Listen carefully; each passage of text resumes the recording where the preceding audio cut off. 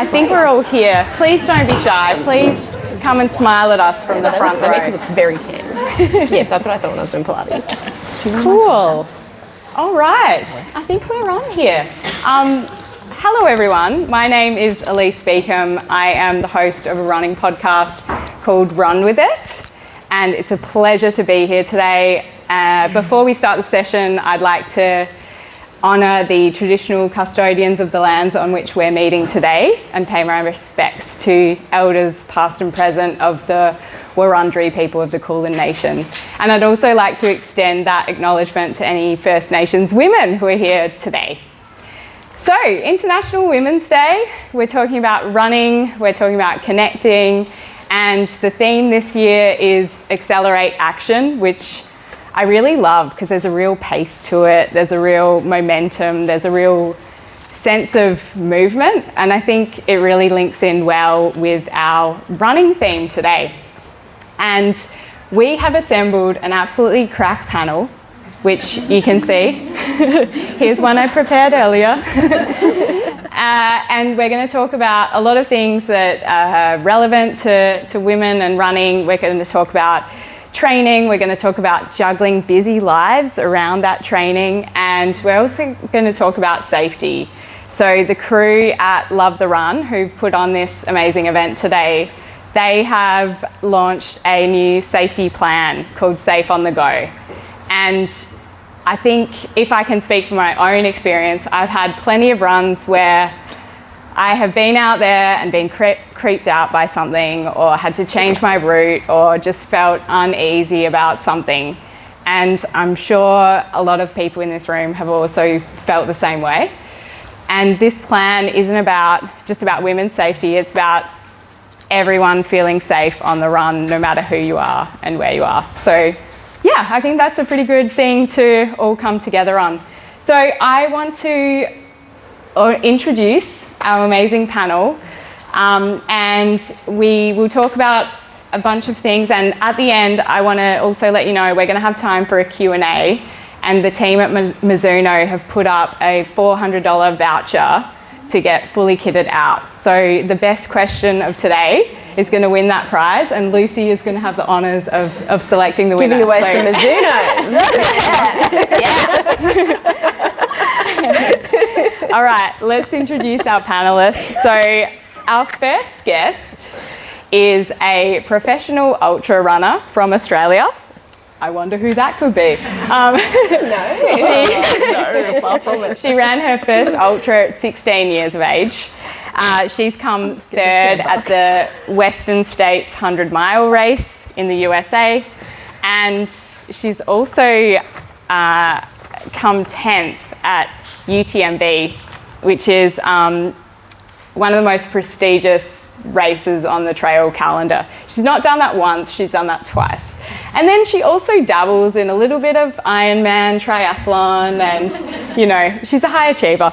So anyway, I would love everyone to give a warm welcome to Lucy Bartholomew.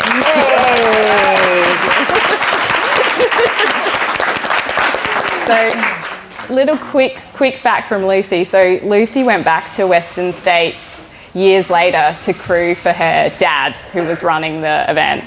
And you have a permanent memento from that race, but it went a little bit wrong. Do you want to tell us what happened there? Yeah. So this is a race that my dad's been trying to get into for 10 years. He started trying to get in when he was 50, and he got in when he was 60. There's a whole film out there, I won't bore you with it, but he ended up just missing the cutoff after 30 hours and 2 minutes of running. The cutoff is 30 hours, but he still made it around the track. He still got cheered across the finish line. But when you finish this race, you get a buckle. He obviously didn't get the buckle, so I was like, let's get tattoos, you know, like just the same. And I was just about to fly out overseas. I quickly Googled the course elevation profile. I was like, be really cool, we'll get the course profile. I'll get it too, it'll be really cute. And we got it done. I got a friend to do it. And then I was sitting on the plane and I was looking at the elevation profile and I was like, dude, I know this race super well. And this just does not like add up. And I looked at then what I sent the tattoo artist, And thankfully it was the right race. It's just half the race. And it's the half of the race where things really went poorly. So he has this permanent reminder of the part of the race that didn't go so well. But I have a permanent reminder of what he endured, and there's actually a lot of special strength in it. So yeah, not a great thing, and I was hesitant to tell him, but I think it strengthened our relationship. Oh, that's so good. And there it is. There it is. Sick. Our next panellist is definitely our most activated and limber panellist. Yes. She's probably got the biggest lycra collection as well, I would say. She's the founder of Pilates app for runners. She's a physiotherapist. She's also my co-host on Soul Sisters on Run With It. She ran her debut marathon at Melbourne last year in an unconventional way, but ran 3:03 and smashed it. And she also holds her family record for the longest time spent in a handstand, and it's 6 minutes and 30 seconds. Elise Beacom. Thanks for having me. Hey Alice, some say that running is in your genes or you were born to run. Can you tell us about your running program that your mum did when she was pregnant with you? Yeah, look, pick up your mic. I do actually have one here, I wasn't sure. So I do come from quite a few runners. My grandpa was a pretty decent runner. My mum was a very good runner, but I think mum's tact for running was very much getting out and just getting away from us kids, if I'm honest, which is totally fair enough. We lived in a small country town, there was a lot of us. She didn't have any family in the area, so it was very much get out, go for your run, come home and get on with your day. It was always really cold. But in fact, Mum didn't think anything of this. She actually ran every single day while she was pregnant with me, right up until the very day that she gave birth to me on the same day. And my dad actually pointed out, she took her running clothes to the hospital. She'd already had quite a few children before, and she said, look, I wasn't really into running with them as much as I was with you. But then she's like, for some reason I thought that I was just going to, you stay in the hospital, get up and go for a run the next day. She admittedly did not do that, because obviously that's not an ideal situation. But yeah, so it runs very thick in the blood. She was wonderful. She was down there for my debut marathon. She thought my training program was pretty similar to hers. She was a very low mileage runner. So she was there with a flat Coke at 37k saying, just get to the finish line, doll. So it was, pretty special. And I hold her in very good stead when it comes to any sort of running news. Very nice. Very good shout out there. And our last panellist, last but not least, she's a podiatrist at Fitzroy Foot and Ankle Clinic. She's a running coach at Run to PB. She's a mum to Mabel and Lenny. And she's also a fantastic runner. She's run 2:42 for the marathon, which is pretty amazing. Please give a warm round of applause for Sophie Fitt. Hey. Yes. Now, Sophie, this is the first time I've met you in real life, but you do know another panellist quite intimately. What are the circumstances of that? Well, myself and Elise Beacom went to school together. Does that make us high school sweethearts? Yeah. It might be. That's cute. So Elise and I go way back. We've known each other since, I would say, the early 2000s, where we went to high school together. Elise is a little bit older than me, being maybe 10, Not much. 10 months, but one school year. And whilst this is all about humility and being humble and modest, she was a prefect, and then she had to pass the reins of her prefect portfolio onto me. And at the handover day, when the next prefect from the next year level gets announced, like all the girls are doing like a very modest like handshake, and I go up to get the reins from Alice, and she just lifts me up on the stage. Very, very humble, very modest like we are. But yeah, Alice and I go way back, and so it's like coming together of different worlds today, but sometimes the connections run a bit deeper. Oh, that's beautiful. And we've all made it here. Fantastic. All right, we're going to get to know you a bit better now through your running, and I thought I might start with you, Lucy, and we'll share this little microphone between us. Perfect. You are one of the biggest trail stars that we've got, and you're a really big deal globally. UTMB is such a prestigious race, and most people in this room won't have an opportunity to run it. It's like a gnarly race. I just want you to tell us, what is that experience like? Take us there. What does the course feel like? Yeah, tell me. Yeah, it's a massive race. UTMB is a 172 kilometre run that circumnavigates the Mont Blanc. That face says it all. It's exactly how I feel about it.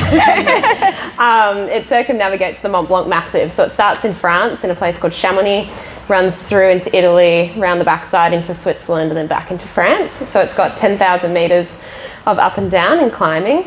And it's amazing because it's incredible to see. It's just exploding in terms of participation. You stand on the start line with about 5,000 other people, and there's a whole lot of other races, but it's European. It's incredible. The energy is insane. The course is challenging. For me, it's taken me, my first time, it took me 28 hours, and then last year was 26 hours. And I finished in 10th place both times because the women are just showing up to that race now and getting the opportunity to really put themselves in it. But it's an incredible experience. I watched my dad finish the race just before cut-off this time in 45 hours.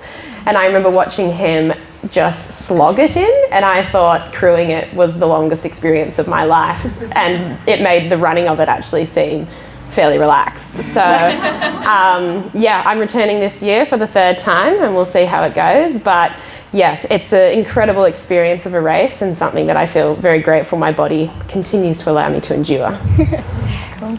Is the cutoff for that race 46 hours? So he just snuck in? Yeah, he was a golden hour finish. Okay, yeah, very good. Much to my relief. How do you even train for a race like that? Obviously, you're not going to go out and run 170 Ks on a weekend and do that much vert. Like, what do your long runs look like? How do you train? Yeah, I always say that you don't train for UTMB in like a 12-week or 15 or 20-week block like you might do for a marathon. It's years. You know, I've been running since I was 15, 16, and so the mental fortitude, the body's adapting, just kind of like all those things lining up for you to be able to line up for that kind of a distance. It's not from the training just before, it's from the years of life lived. And I always think there's so many amazing ultra runners who are nurses and do just live, mums and dads who live life on their feet, because that's all that we're doing, you know. When I say I run UTMB, it's a very loose term for what I do. I'm walking and, you know, I'm picking up pizza in Italy and I'm walking up a mountainside. You know, it's when there's marathons at 2:42 and then there's 100 miles in the mountains, and it's a very different sport. But yeah, I think that it's just kind of like an accumulation of growing confidence from just putting yourself out there, going through every day and just being consistent and being healthy about it is kind of like the biggest pillars of getting through it. Yeah. Lucy, you literally grew up in the sport. You ran your first 100K race as a 16-year-old. We're seeing a lot of child prodigies in athletics at the moment. We've got Gout. We've also seen, you know, teenagers like Cam Myers or Claudia Hollingsworth come up through the ranks. How was that transition for you, being a really gun junior to then having to almost prove yourself as a senior athlete?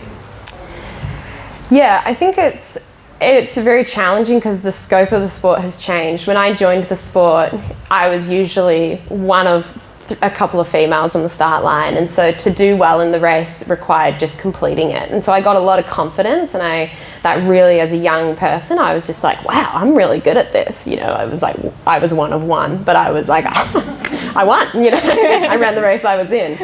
And, you know, and now I see the sport, and you know, I used to race so much, and now the competition's so high that you have to kind of pick and choose where you're going to spend those cookies. And I think of girls and young boys trying to make it in this sport, and you really need to dot your I's and cross your T's and be doing things right. And, you know, I was so relaxed when I was young, and it was healthy. And I just always, when people come to me wanting to get into that space, I'm like, you know, do it for the right reasons, do it for the process and where it will take you and what you'll see, not from what you can get out of it. And yeah, I always think now, like, I don't lean on what my age was. You know, yes, I was 16, but me standing on that start line when there was a lot of people that said that I shouldn't be because I was so young. I didn't understand what the difference was between someone who was just on a big night out and decided to sign up. How come I'm much more of a risk? So it's really cool to have had the support I've had, and I've grown up with people around me that have always been like, tell me I can't, I'll show you I can attitude, and that's just allowed me to do things that maybe made people uncomfortable, but have hopefully opened up an avenue for other people to lead the kind of lifestyle I do. Yeah. Oh, that's so inspiring. I almost feel like chilled by that. So there's this trend on Instagram at the moment, I'm sure heaps of you have seen it, where people are going back and meeting their younger selves. Maybe they're having a little run together, they're sharing some pearls of wisdom. If you went back to go for a run with young Lucy, maybe even before she'd done that 100k race, what would you say to her? I remember what my dad said to me on that start line, and he said there's a lot of people that want you to stop because they want to be right, and all you've got to do is kind of smile your way through this, because a smile tells everyone that things are good and that you're happy. And I think just being true to who you are and being knowing who you are and why you're doing something is really, really important. And it's something that I had a strong connection with when I was young, and I lost for a while there, and then I refound it. And so it's just kind of it's okay to lose your way a little bit and go off track, but to have people around you and surround yourself with people that can kind of bring you back into alignment, that's always going to be more important than any podium or medal that you'll ever stand on or get. Yeah. Wow, thanks for that. Go on.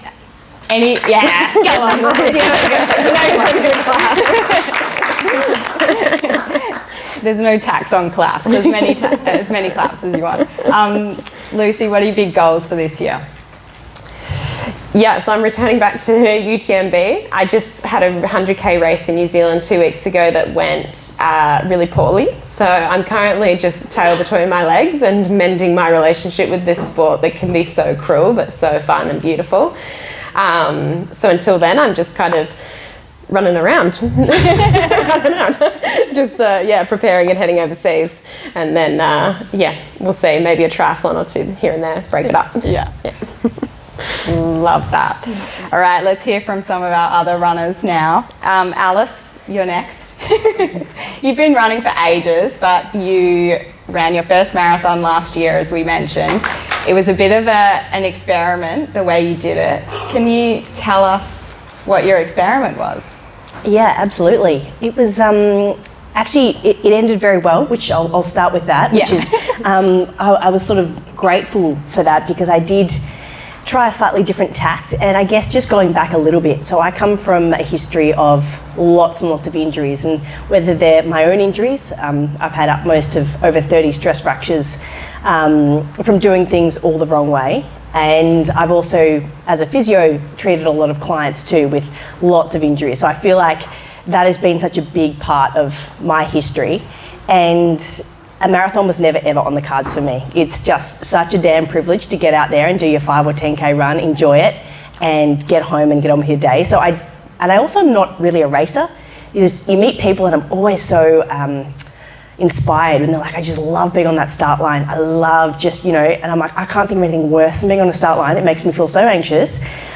So like, and each their own, love running, etc. But there was an opportunity that did present itself, and this actually comes back to my mum, if I'm honest. And she said, well, you could do a marathon. She said, you just don't do all the training. And I was like, what? Well, it feels a little bit irresponsible. But she said, well, you do your training, but you don't do more training. And she sort of moved on with the day. She's absolutely no fuss. And I sort of sat with me, and then I went to my dad. So my dad's a sports physician, and he has an incredible mind, and he's dealt with a whole lot of athletes over 40, 50 years. And he sort of sat with that, and I said, Dad, is that ridiculous? And he said, well, nothing's ridiculous. It just depends on how you tackle it. There's different ways to tackle a marathon build, in that slow, linear, incremental build, and then with a couple of little maybe deload. And he said, but what if we did keep you here where you are happy, and then just did a little spike? I don't see a problem with that. So I was like, you know what? Well, Dad says it's fine, so let's see what we can do. So this is just me and my parents sitting having dinner, sort of talking about this. Anyway, it was actually The furthest I'd ever run before the marathon was 18 kilometres, and I had actually done that by accident because I got very, very lost. I'm a 10K girl. I go out, hit my 10K, sometimes 11 if I'm feeling generous, and that's my thing. And dream. it's actually great. You know, you just get that done and then you move on with your day. I'm following your mum's training plan. Oh my gosh, yes, I'd love to get you two together. Can you imagine? And so I put myself out there a little bit. I think. From a whole other different reasons. So the people that I've met, either from an athletic point of view, from a work point of view, or just in a relationship point of view, they don't make it to a start line because they overtrain or they don't quite nail their mileage. And I've certainly been that person more times than I can count. So I thought, all right, if I can get to the start line without an injury, I'll just pray that I can get to the finish line as well. So I did a program of 8 weeks where I was doing 4 by 10 kilometres. And I didn't go beyond that, and I supplemented with an absolute huge volume of Pilates, and I was just checking how many children were in the room. A lot of Pilates and a lot of swimming. I did some cycling, which I did on a stationary bike because I've had too many bike accidents to even that. Yeah, so I'm a hazard. I'm better off just watching Netflix on a stationary bike. Anyway, so I did that for 8 weeks, and I did manage to get through that marathon. And I started very slow. When I say very slowly, I really ran within myself because I was terrified.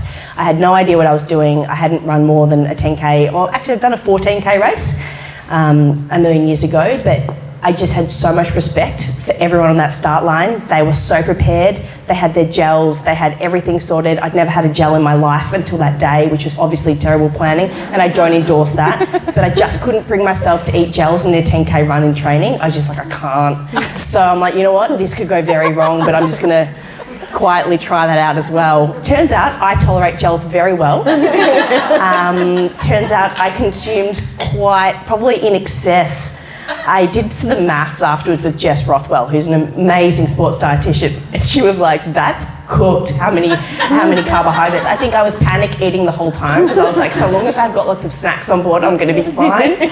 So basically, every photo you see of me in the marathon, I'm like kind of necking a bottle, I'm eating a gel. There wasn't a moment where I didn't have something in my hand. But anyway, so my advice, not that I'm really qualified to give much in the way of marathon advice, is just to fuel really well.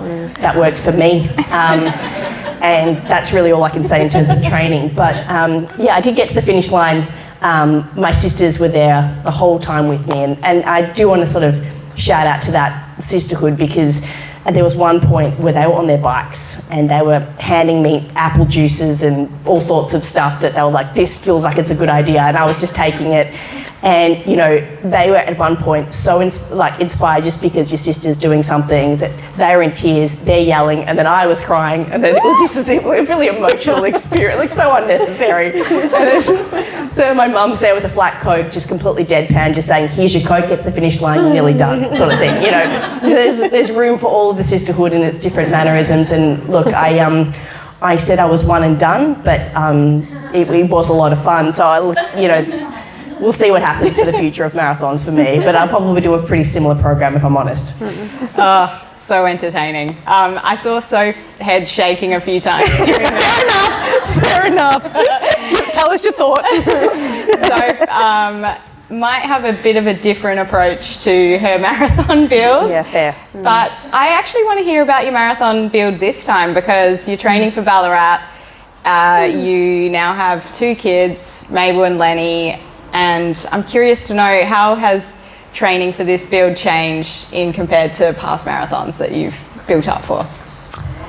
Yeah, I guess, so I've done 8 marathons, 7 pre-children and 1 between my 2 babies.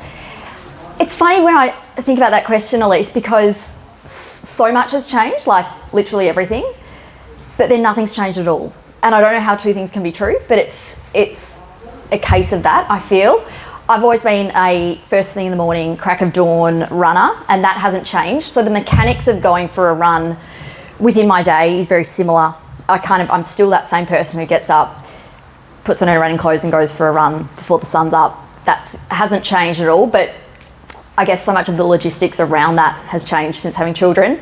Our daughter Mabel has been an excellent sleeper. So before a run, in her first 12 months, there was 12 months after Mabel was born where I wasn't pregnant.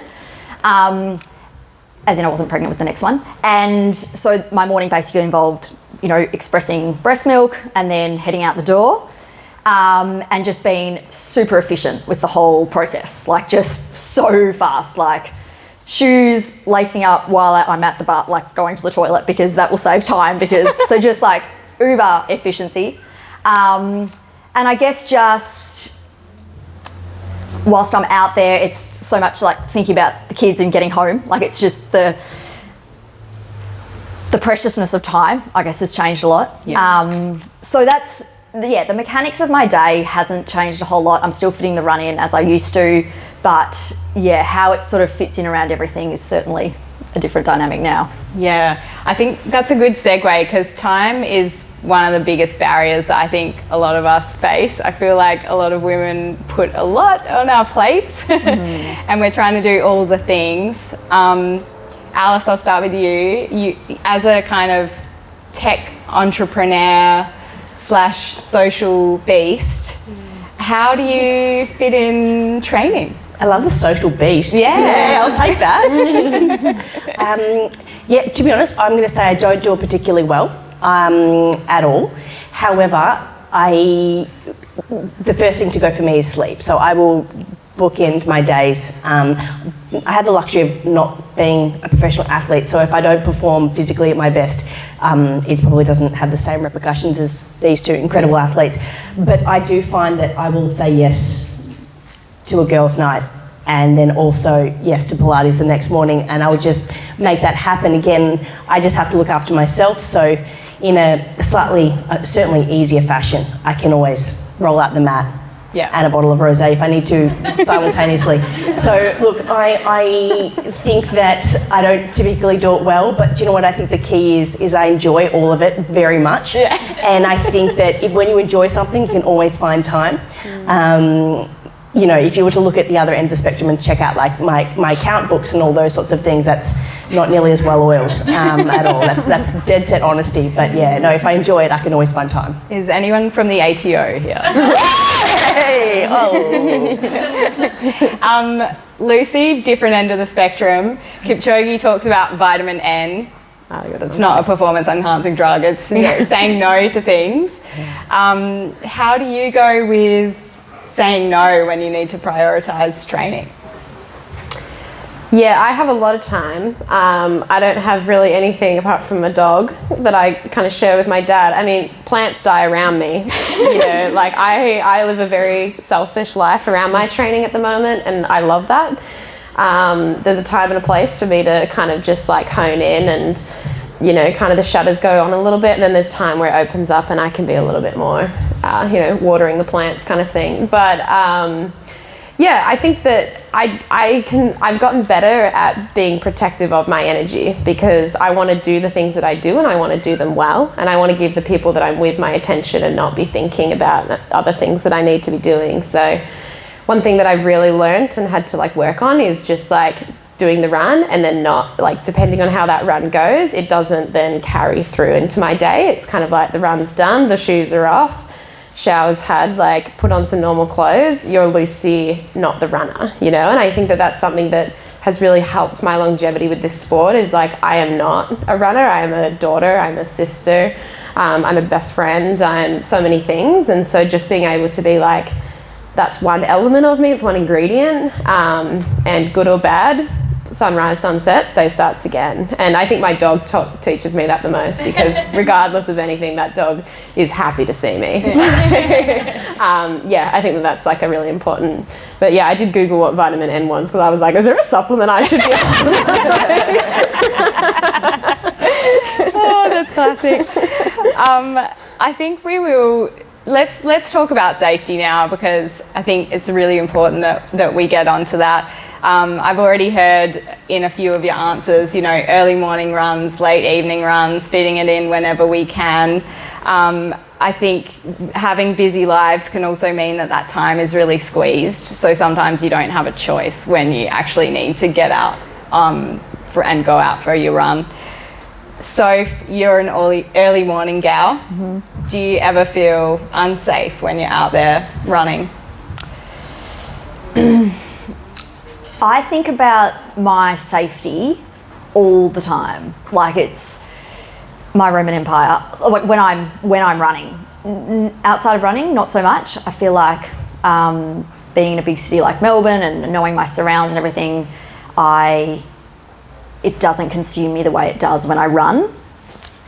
But because I do the majority of my running on my own, we live in Brunswick. We've lived there for 2 years. I still sort of feel like I'm new to the neighbourhood because I knew my old...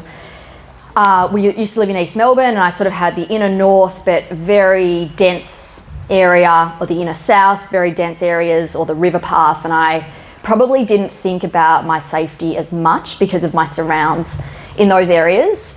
But I think about it all the time, and probably because of that, I feel more safe because where I go, the time I go, the light that's available to me, it's so strategic. Like I overthink it so much that, not a humble brag, I put myself in a position where I do feel safe, and I think I am genuinely safe. However, it's, I think, a little bit unfair and a bit unjust that as a female on my own, and the stakes are so high because I've left, 2 babies at home that need me, that I don't have that male privilege of, and that's not to say blokes out there aren't also consumed by their own safety. I'm sure there's a lot that are, but I think it's unfair of how much it does consume me. But because I do think about it so much, like we live near the Merry Creek Trail, so I know exactly what parts I can be on to make me feel safe. It's not about to guarantee anything. I can't guarantee anything. I don't know what will happen, but to make me feel safe, I know exactly where I need to be at what time with what light. Like it's all consuming. But that's not necessarily a bad thing because I get so much confidence from feeling safe because I've thought about it so much. Like I would just never find myself on a dark path on my own, because I just wouldn't let that happen. Yeah. Does that make sense? Yeah, it does. And you're taking responsibility because you want to enjoy the run, basically. It just does suck. It's so mentally taxing and exhausting thinking about that all the time, and us having to change our behaviour because there's creeps out there. Do you know what I mean? Yeah. And do you know, sorry to cut you off, I always think if something happened, and it's pretty grim that I often visualise like, oh, shit happening and stuff, but I always think if something happened, the first thing, and even some of the people who love me the most, the first thing this is all internal, the first thing I think people would say is, what was she thinking? What was she thinking to be on that path, in that spot, putting us, do you know what I mean? And it's like, I hate that I think that I would be blamed almost, but so it's like, I won't even put myself in that vulnerable position because I would hate, even my husband who would do it, like obviously loves me and whatnot, but he would be left thinking, what was she thinking doing that? And that's what I have to almost defend. Yeah. And it's definitely not your fault, ever. But to think that, oh my God, this is getting so grim, like and morbid, like if something really happened to me, but like that's what they would be left with. What was she thinking? Yeah. Why wasn't she just running along? Yeah, anyway, let's not get too grim. Yeah. It's getting morbid. AB, I know you had a kind of gross experience last year around the tan. I think you left me a voice note and had said, basically your morning run was ruined because some guy was like pissing openly on the tan, just, right in front of you. Like, how do you deal with stuff like that when you are just wanting to enjoy your morning trot? Yeah, look, to be honest, I didn't handle that well at all, if I'm honest, in hindsight. I think that there's, I think it caught me off guard for 2 reasons. It was actually the tan, which is such it's like the place you go to be safe. Yeah. And so you almost, like that'll be the place, I've got some noise cancelling headphones and I would never normally wear them unless I'm running on the beach or somewhere like the tan, because I'm like, you just want to have all the sounds and you just want to be ready. I actually did have them in because I was like, it's a bit of a treat, you know, to actually just lock in. And it's the tan. Yeah, God forbid you can actually listen to a podcast properly and not think about anything else. But anyway, I think there was actually a couple of them, Elise. There was like a group of 3 males, shirts off, running, doing some sort of interval session. And it was the bottom of Anderson Street, and I was doing a couple of laps, and I think I was on my first lap. And one of them whipped his shorts down and just started pissing in broad, well, it wasn't actually broad, it was like morning light, but just rather than, you know what you'd normally do is, when I say normally, I have no idea, I'm not a bloke, but you kind of at least go to a tree, or you go to this, you know, like a token gesture of modesty at the very least. Like it doesn't even have to be real modesty, it's like, hey, I'm making an effort, it's like, yeah, cool, Even nice the one. shrub. Yeah, that's fine. And you see it on nights out all the time, and it's on the side of the wall, and they're kind of in an alleyway, but you're like, we can see you. Anyway, but it was almost performative, and unfortunately I did that thing where I was so shocked that I actually locked eyes with him as he was doing it, and then his mates sort of laughed because they were like, oh, what's she gonna do? And then I engaged, and I didn't engage in a way that I stopped running because he was going to ruin my run. Well, kind of already had, but I did say something, what the F are you doing, sort of thing, in kind of fright. And then what happened was, the worst bit, he pulled his shorts back up and they both took off to try, I think, to be funny and to race me, but it felt like a chase. Yeah. And 2 things, I shouldn't have locked eyes, I shouldn't have engaged, and He shouldn't have shown his... Yeah, exactly. But in hindsight, and that's exactly what you were saying, So I remember recounting this to my sister or my mum, and they're like, why do you have to be the aggressor? Like, why can't you just turn away? And like, obviously they're saying that because it's not safe, but my instinct was, unfortunately, to engage. And it's, and then I remember, I think I did 3 laps that day, like raging laps, and I think it was more than I'd intended to do, but I remember, I think I broke every Garmin thing on my, like, you know when you get your awards or whatever, I think I literally crowns. Crowns, that's the one. I'm not really, anyway, and so, but then I was kind of, it really did upset me, so I actually haven't, unless I'm on the beach now, I don't use my noise cancelling headphones, and I certainly don't try and make eye contact at all. But I did remember, actually, there's a few details that came up. One of them was wearing a shirt, so 2 had shirts off, 1 had shirt on, and it was actually a specific shirt that I remember it had some sort of college on the back. So I did actually tell a mate who works at that college to actually say something. I don't know if there's any sort of reprimanding that happens there or whatever, but it made me feel better to know that, you know, we see you. Yeah, well, I certainly did. More of you. Okay, so I think we all agree that pissing in public is not the benchmark behaviour that we want to see. But if you do have a runner who's approaching you or passing you, like, what are some things that people can do to make you feel comfortable? Me? Yeah. So this is just random. We're not talking about urinating or anything. It's just, It's good to clarify, though. Just have it all out there.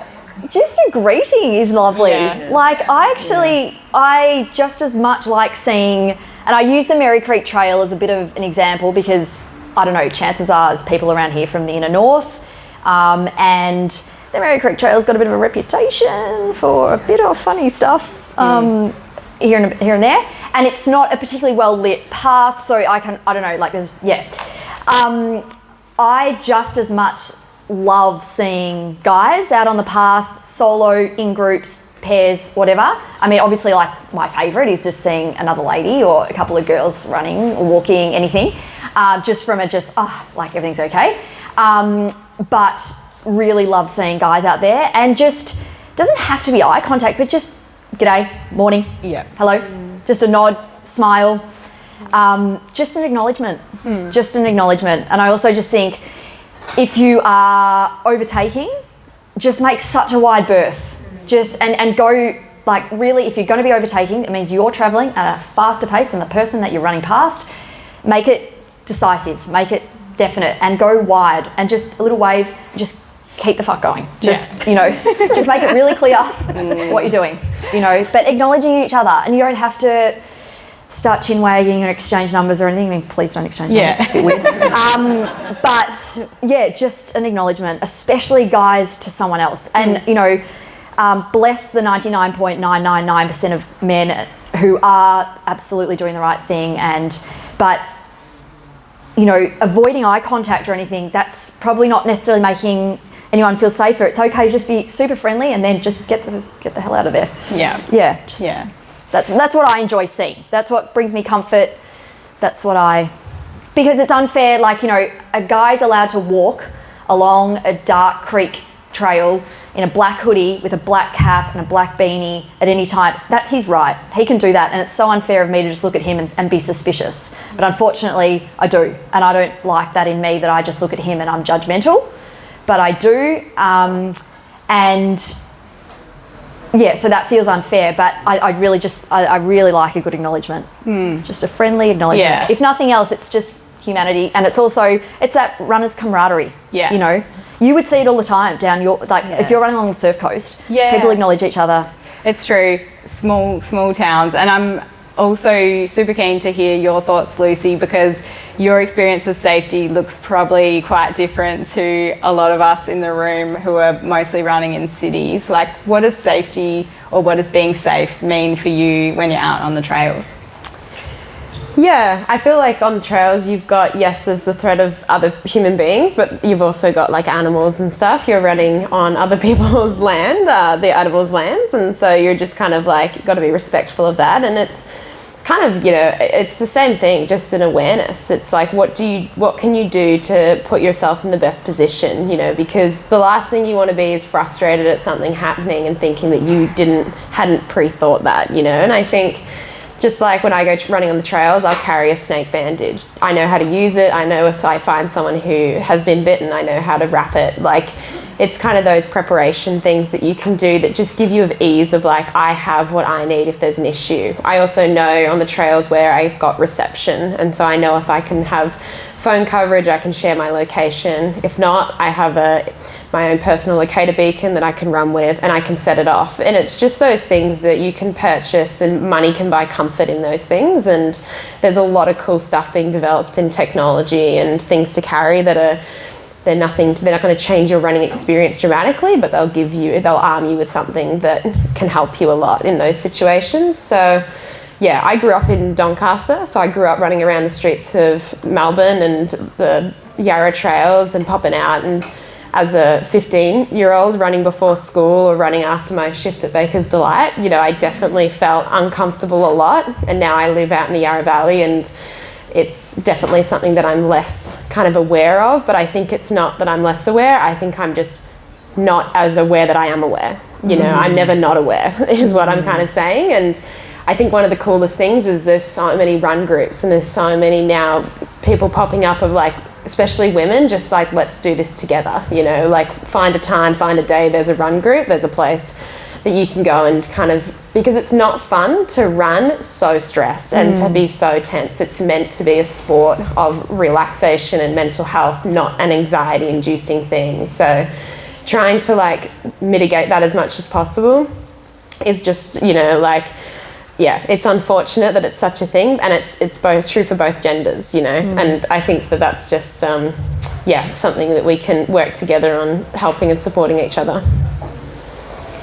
I've got one more question for you, Lucy, and then we might open it up. Lucy, we're also taught, or it's kind of ingrained in us, that we should fear the dark. And a lot of your running and a lot of your racing is actually done overnight in the dark. How have you renegotiated that relationship with darkness? Yeah, I feel like racing in the dark is different because you've got a lot of people around you and there's a lot of lights. So you can see the people ahead of you. There's a string of lights in the dark. And I always get nervous about running in the dark. And then when I do in a race, I actually find there's such a beauty to it, because it blacks out everything that can be distracting and kind of scary, if it's the mountain you have to climb or just like whatever, and it's just you and this patch of light, and you're just like, my job is to put my left foot and my right foot in front of that light. So it just simplifies my life, and I just kind of love that for a minute.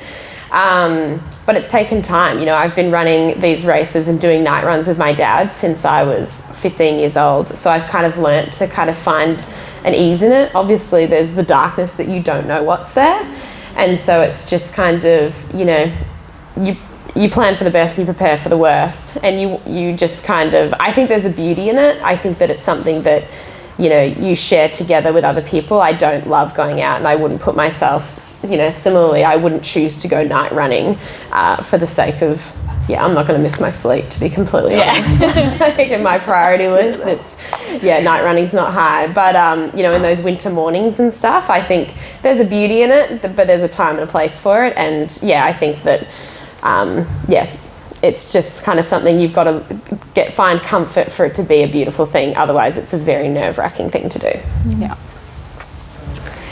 Thanks so much for that. All right, everyone, I hope you've been thinking of some questions, because there is a very big prize pack at stake. I'm going to wander around with this microphone. Who wants to be brave and be our first question asker? Yes. Okay, I'm coming for you. You do. Oh, okay. Hi, I'm Elise. Awesome name. Yes. You get the shoes. I chose. All right, let's go. So my question is about how would you inspire women beyond physical fitness, so thinking of a broader well-being perspective about positivity, connection. How would you inspire women to go, give running a go, when many can make so many excuses not to? Anyone? Maybe Sophie, Coach Soph? Say the question again, Elise. How do I inspire women to give running a go? Yes, when the benefits beyond physical fitness. So, for example for me is about connection with others for like-minded, meaning and purpose. So if someone says, running, don't you all have bad knees, it's unsafe, all of this, how would you inspire them beyond goal chasing? Yeah. Which is exciting, but not the only motivator. Yeah, it's such a good question. I love that. I think there are so many aspects of our life where there's an objective and then there's sort of results, like KPIs, be it at your work, within your own household, jobs to tick off, lists to do, things to complete, intrinsic goals that you've set. It's sort of become so objective structured and so kind of outcome driven that you get sort of, then you would associate that potentially with running. But what you could say to a woman is, it's got nothing to do with what you're going to achieve. It's literally about what you will get out of it in that day, in that moment. So it's who you run with, the conversation you have, the country that you see, the land that you trod on. It's really got nothing to do with what comes of it. It's not about the result or the accomplishment. It's just about that process of going through the motions with the people around you, the place you went to, and then we know, because we've jumped to the other side and we've seen it as runners, the physiological changes, the psychological changes, the emotional changes that have occurred. I mean, you can't tell her that because you're just trying to get her out the door. But what you could tell her is that it's really not about the achievements. It's not about making a manager or a boss happy. It's not about keeping your kids happy. It's not about meeting expectations of your partner or anyone else. It's just, there will be so many things that come out of that decision you make to do it that aren't about a result or an achievement. And then hopefully she does what we do and she gets out there and she learns for herself. And I don't think you can actually tell people about the endorphins. You can't, they've got to feel them, because you don't even know what they're going to feel. You don't know what's going to be going on from their brain to their heart to all of their major organs. You don't know that. You don't know that hormone release that they're going to get. I mean, you've got a suspicion and you know it will probably be very good, but she's got to experience that. I think if you tell her that it's not about the result, you might help her lace up her shoes.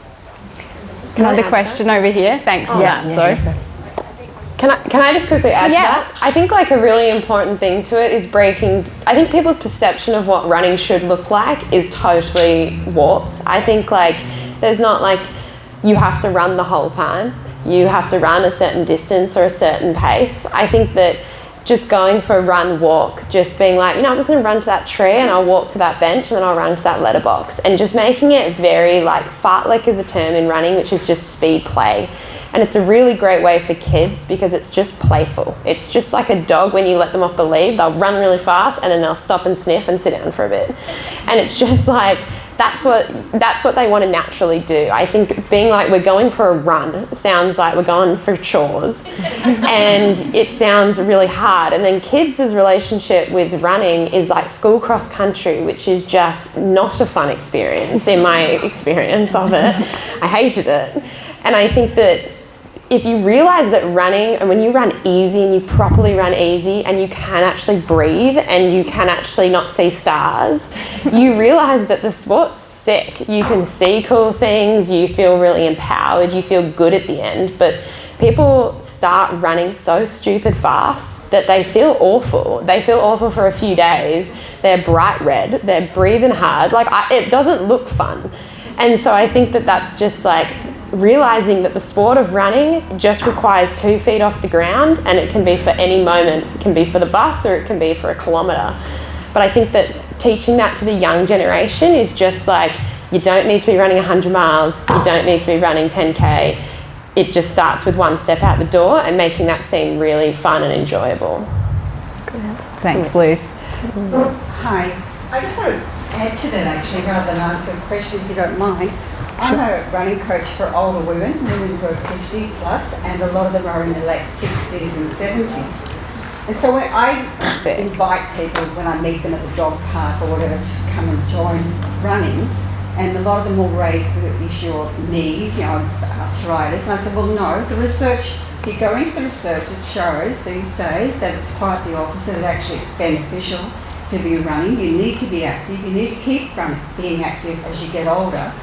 I also mentioned too that in the first 10 minutes how the hormones are being released. There's a whole lot of things going on in your body.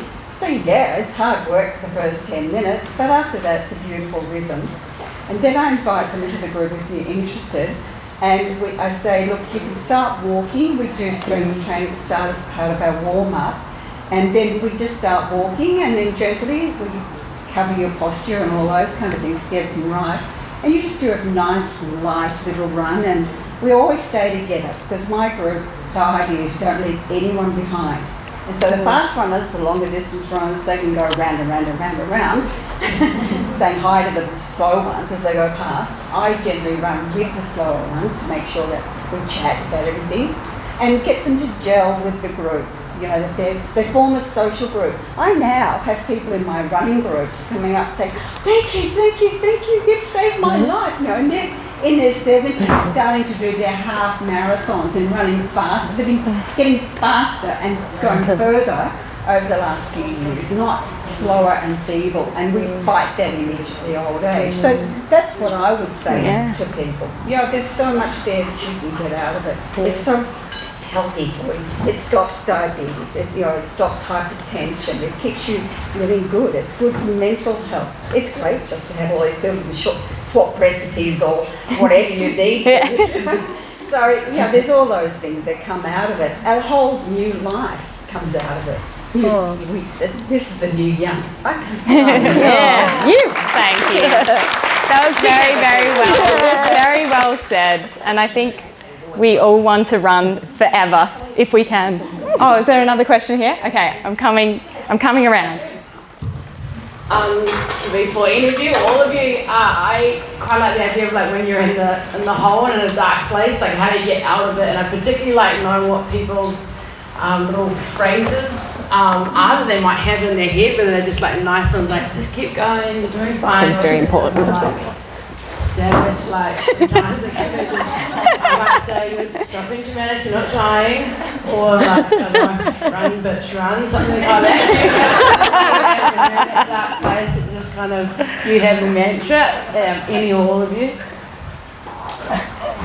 I'll go with this one, So first of all, run bitch run, I'm going to probably use that at some point, so thank you. That's wonderful. No, seriously, who doesn't respond well to that? What I have done, and it's probably less fun, but it's a little bit more sort of, I guess, deeper, is to me, running very much is a privilege. And it doesn't matter how fast you're going, how far you're going, if you can actually run, it is so bloody delightful. And I guess coming again back to that physio background where you do treat clients who cannot physically run, I have a close niece who will not ever be able to run, and myself, I've been sidelined from doing a lot of stupid things and then some unfortunate things, and you know, when you're in a car and you're driving and you're watching people jogging past and you are injured or you know that you cannot, there's that feeling of longing, and you think to yourself, God, if I could just do 4K, I would just love that. And then so when it does get tough, you say, I'll never whinge about it again. And I'll do all of my exercises and I'm going to be so good at everything. I'll never be ungrateful all of those again. things, but it really does. And I remember during the marathon, I was running, actually a mutual friend, Addie, she was running next to me. We had a bit of a chat and I was like, what am I doing? And she's like, you're doing great. And I was like, thanks. She had written on her hand in giant letters, privilege. Yeah. And as she was running along, anytime it gets tough, just looking at that and sort of almost checking yourself a little bit is a beautiful way to A, enjoy it more, and B, get to the finish line and sort of almost doing it for someone else that can't. But it's just true. Do you have a question? Yeah. We went from run bitch At run to night, when you say you can't see where you're going, do you ever think about you're running just like a vision impaired person running at night time when they can't see during the day? Like a vision impaired person? Yeah. Yeah. Because before you said you just think about running one step in front of another step.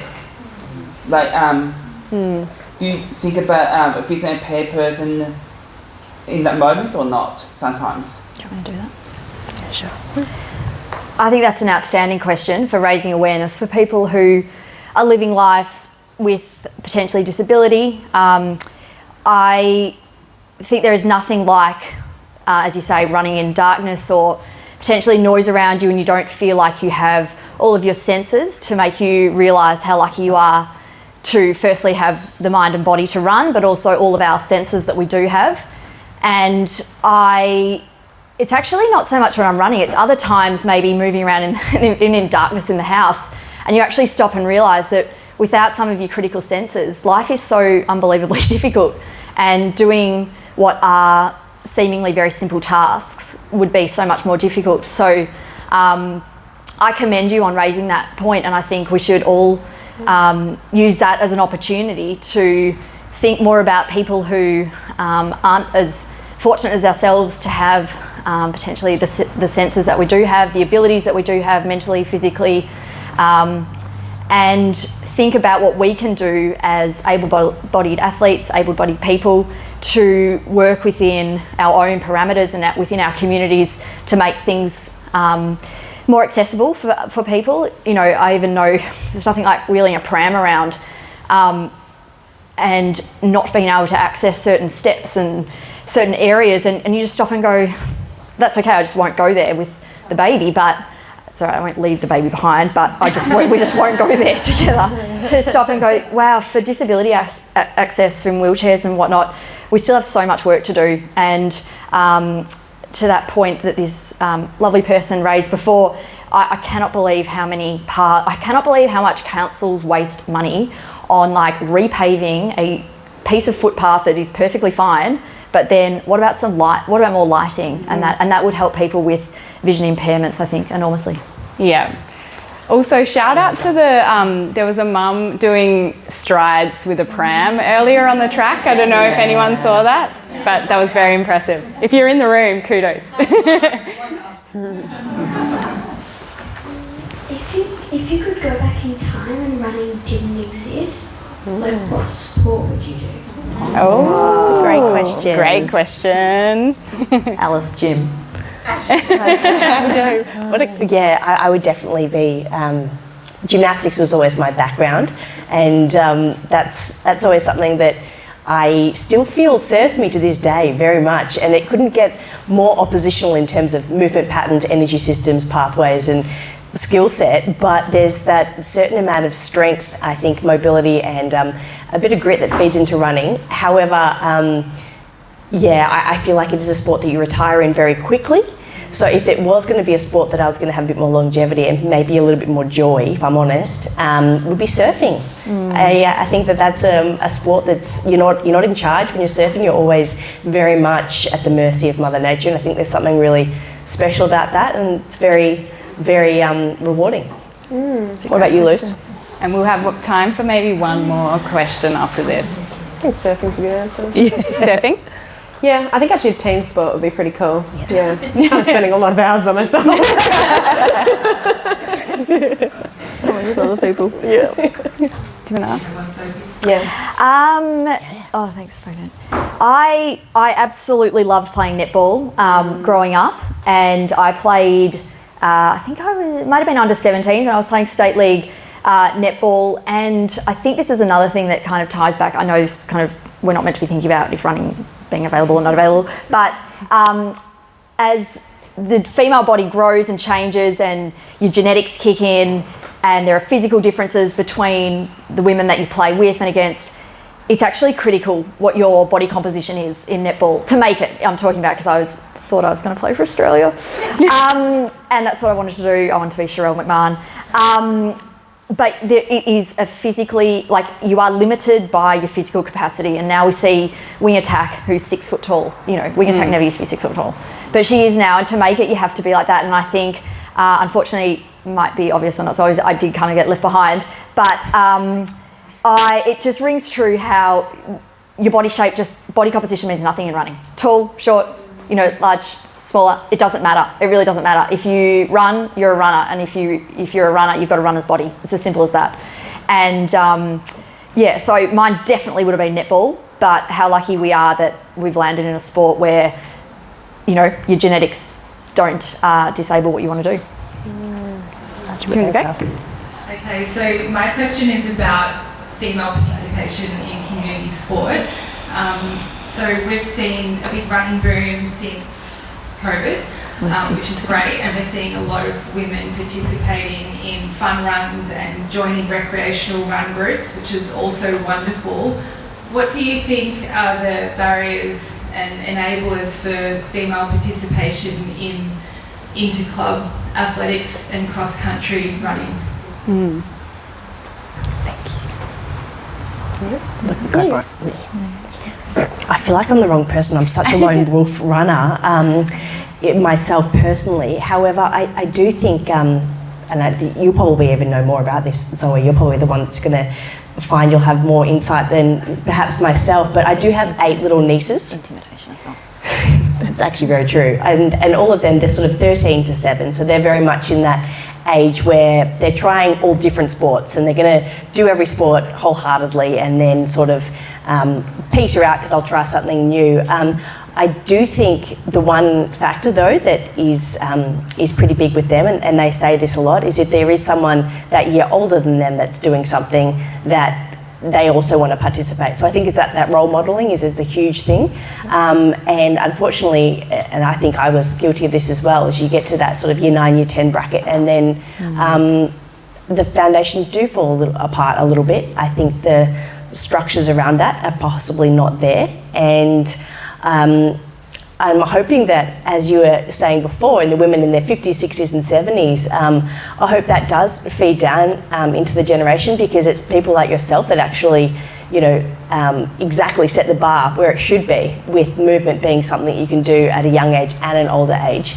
But I do hope that role modelling is something that we can get a little bit more of, and I know my nieces will try running now because they're like, it's hard, we don't like it, but also you're doing it, so, and you've got us some new shoes, so let's go. So, like, you know, like, I mean, little bribes can help a little bit as well, if I'm honest. That's, as an auntie, that's the only sort of real ticket I've got to use. But yeah, I think that role modelling is really important. You have anything to add?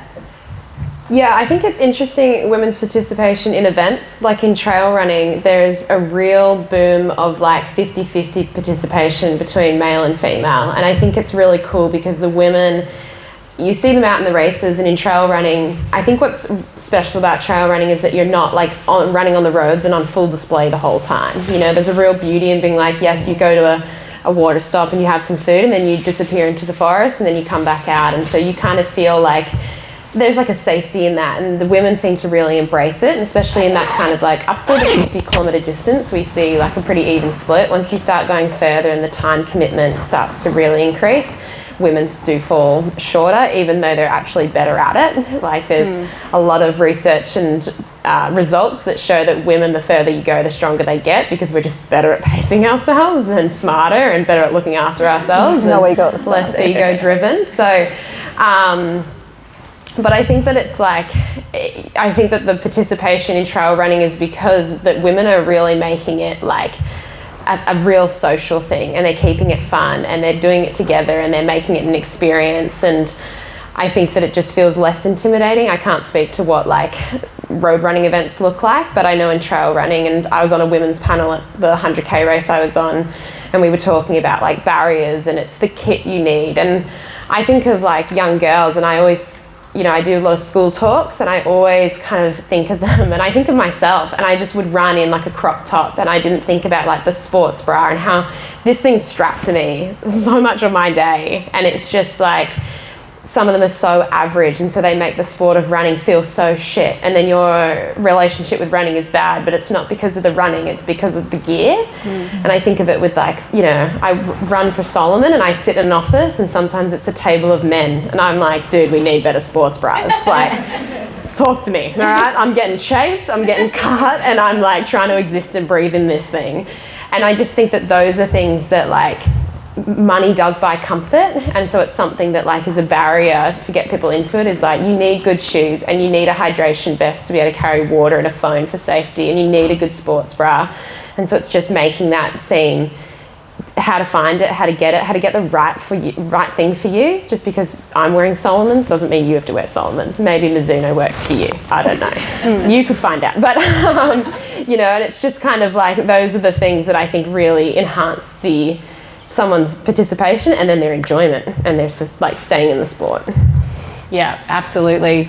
We're not going to have time for any more questions, I'm afraid. Me, Elise. I have one. Oh, and the kid in the hat. He's had his hand up for so long. All right. Oh, yes. Got to be numb. All right. 2 questions. Yeah, 2 last questions. I will say also on the athletics clubs thing, it can feel like an intimidating environment as well, like going to a track or going to an Athletics Victoria race where you think everyone's like elite and I'm going to be slow, but then you only have to go once to know that it's actually not like that. But you just, maybe that's where the role modelling comes in too. If you can tell someone or encourage someone, just one other person, to say, hey, actually this is kind of fun, just give it a crack, no pressure, see how you like it. I think that's a good approach as well. Oh, yeah. Okay. Yeah. What made you start running? Great question. Quick fire, Alice. All right, let's go. So I spent a lot of time running around as a gymnast, but it's very, very different to distance running. I purely fell into it because my parents would do that every morning together. My mum was a lot quicker than my dad, if I'm honest, so sometimes they'd come home at different times. However, I think because it's what they did, it's what my brother did, it's what my sister did. It was sort of in the family, and it was very much like when you stop gymnastics, which I did at the ripe age of maybe 15 or 16, you got to still move, and that's the most accessible thing to do, is to put your shoes on and just get out the door.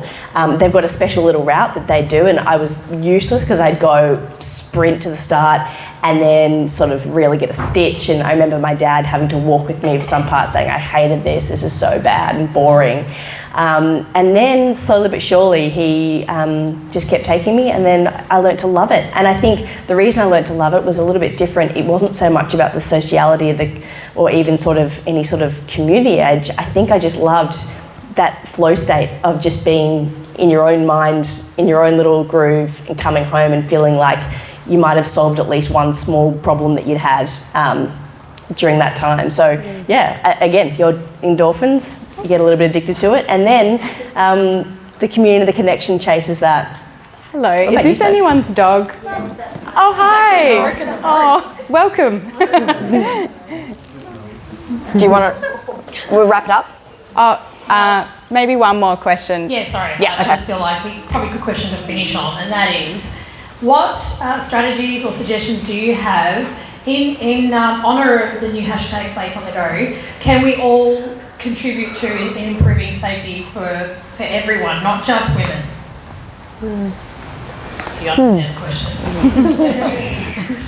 Yeah, I think the best thing we can do is speak about it.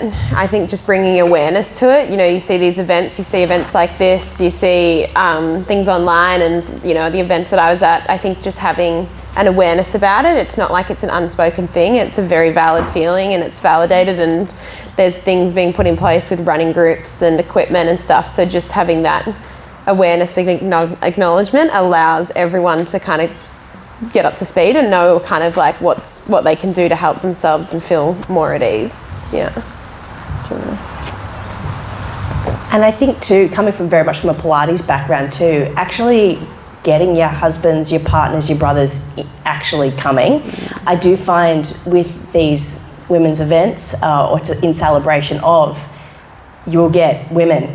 And it can be a bit of an echo chamber of our thoughts, which is lovely as a point of connection, but it's not until the guys actually speak up themselves, I think, that any real change is going to happen. So I guess for the blokes that are here today, whether you got tagged along, I'm sure hopefully you've enjoyed it. I really commend you, because I do know I went to an International Women's Day last year. There was 200 runners there, and there was 199 women. There was one boy, and I say boy because he was young. And to his credit, he was like, oh, this feels a bit weird, but I'm going to run with these women and I'm going to do it. And I was like, oh, that's a real shame. Perhaps that's a marketing issue. Perhaps we need to make it very clear men are welcome. Or perhaps... We need them in. Yeah, we do. I think just bring your partners, husbands, brothers, whatever's, I think, making them come. Or just, yeah. So for the guys here today, like, we really appreciate it. Yeah. And I think just on that, like the brains behind this is Campbell, who's a man. Well, and that should be acknowledged, because we do need the men. But also I think just remembering that, you know, if you're not alone. I think that's just a simple thing to have in your own mind, or to repeat to yourself, you're not alone. You're not alone when you head out, you're not alone. And even if you're the only person running around the park, you're actually not alone, because at any one time there'll be people on the other side of the world or the other side of the city running. So, yeah, keep that in mind. Thanks, boys. Wonderful. A good note to end on. Lucy, who is our winner of the prize? Any thoughts? Huddle, quick huddle. I loved one. Which one? Huddle. Which one? Okay, while you huddle, I will just say thanks so much, everyone, for coming here today. It's been so wonderful to spend a bit over an hour, because we went a bit over, sorry, this time together. And I also just want to thank Danny Bryan for putting on the strength session. Well done, Danny. I hope you got a few tips from Danny and Campbell Maffett and the whole Love the Run crew. It takes a lot to put on an event like this, so thank you and well done. We had Elise Beacom out there in the lycra on the floor doing some Pilates. Thanks, AB. Pleasure. Thank you for having me. And we've also had a few good supporters of the event. We've had Mizuno, who put up a prize and some gear for us, which has been great. We've had the running company Clifton Hill out the front. We've had Recovery Lab here, and we've had some delicious drinks by Strangelove. So thank you to all of those supporters as well. Do we have a winner? We do. Okay. Do you want to announce it? There you go. All right. Well, the winner is Elise with the first question. We loved the question about how to get people out regardless of their sport of running and just showing emotion. We would have loved to have given one shoe each, but we couldn't do that. So you get a pair. If we were in doubt, her reaction was just sealed. Yes. I swear this was not rigged, but I'm very pleased you've won, Elise. So yes, thanks everyone for being here. If you want to use the hashtag #SafeOnTheGo on your Stravas, on social media, raising that awareness like all our wonderful panelists have spoken about, there's also, you can visit safeonthego.net for more information on the safety plan that Love the Run have launched. So have a look there. And also, you're welcome to stick around for chats and hanging out. Otherwise, I hope we see each other soon on a run. Thanks, Elise. Well done, Elise. She's good. So good. So good. Okay, I have to get home to bedtime. Yeah. MCing is such a hard gig. Actually, amazing job. I've just got to get. Oh, thank you. Sorry, I've just got to get to my dad quickly. Take these mics. Half an hour late. She did an incredible job. I could listen to you chat all day. Alright, yeah, I'm absorbing that sponge. No, I love your energy's insane. I'm just like, Yeah, you can finish. That's so refreshing because they're obviously a little bit more Luke, but it's nice. I like 3 different very backgrounds. yeah, she really nice.